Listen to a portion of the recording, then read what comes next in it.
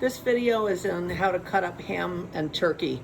Ham and turkey are both done basically the same way. It's a big piece of meat that comes in wrapping like this, a heavy duty wrapping. The first thing that you want to do is cut it in half with a chef knife, and when you do that, there's going to be a lot of juices and stuff down in here that are going to run all over the board. So once you cut it in half, you want to kind of lift it up like that and drain it into a Cambro, or take it over to the sink and drain it like that. And once you get it drained so it's not going to make a big mess, which we're getting a little juice out but not bad because we drained it, you want to take each one of these and cut it in half like this.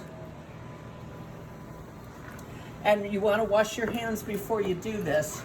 And then any big fat caps you want to trim off. So that's not a big fat cap, but that is right there. So you want to trim that off. See how big that is right there? So you can see this big fat thing that we've trimmed off right here.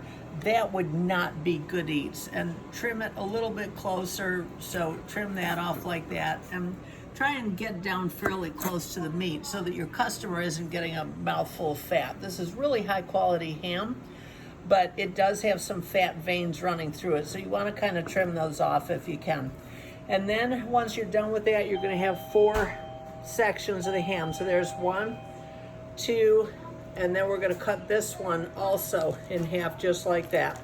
Then we're going to have 4 sections. 3 of the sections get wrapped up, and the 4th one gets sliced up. You want to slice against the grain when you can. So that would be this way right here. So you would slice like that. You want to slice the slices as thin as you can. You don't want the customer to get big, huge slabs of ham.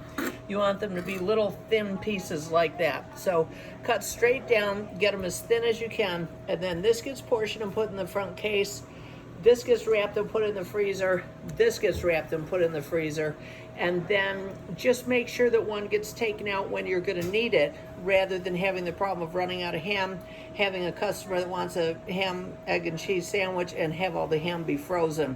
So you want to keep an eye in the refrigerator, in the section where we keep the ham, and make sure that there's always one there.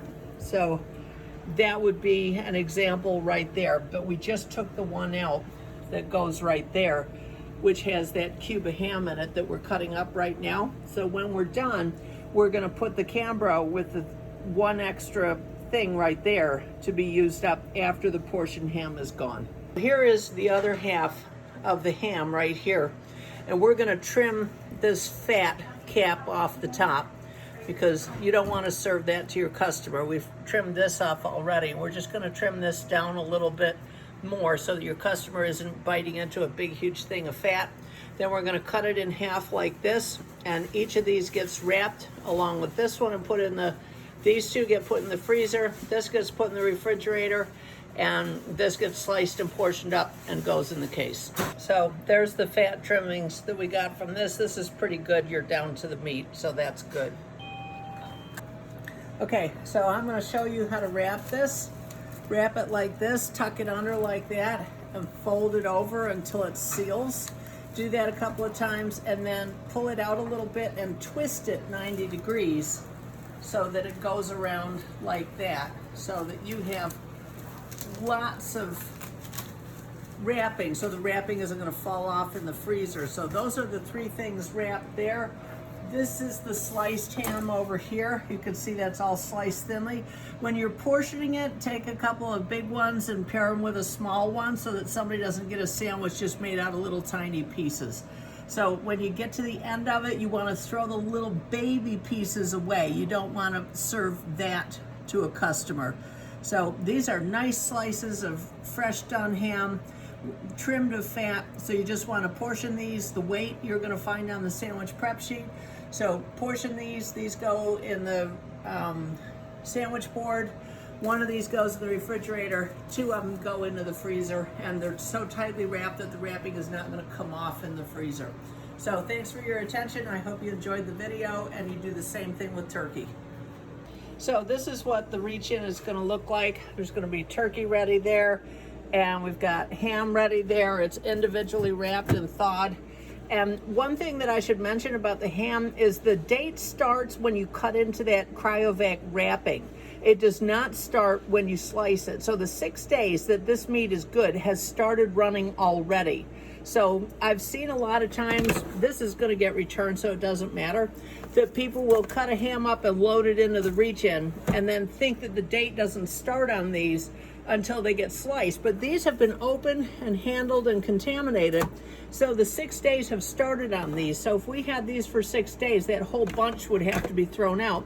And the other problem is it's not dated. So we want to date this with a piece of tape when it was put in there. And then what I wanted to talk to you about is the turkey. This is the turkey that we get. I'm going to take this out so that you can look at it. This turkey is fully cooked, and if it's a pinch, we can use it the way it is. But what you really want to do is, see, it says ready to serve right there. But what you really want to do is open it up, being careful not to let this gel stuff spill all over, and put it on a baking pan and pack the top of it. Once you scoop this jelly stuff off, pack the top of it with thyme, and then just bake it in the oven for like 15 minutes at 350, just until the skin browns. You don't have to worry about cooking it through.